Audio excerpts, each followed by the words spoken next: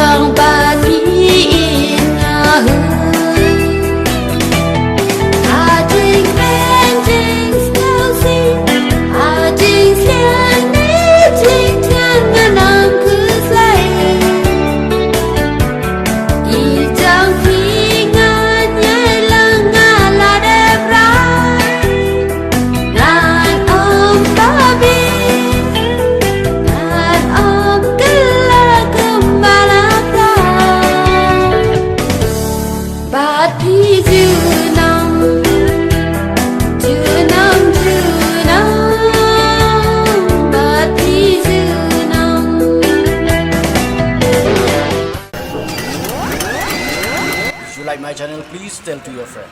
If you don't like, please tell me so that I can make it the best. Thank you for watching.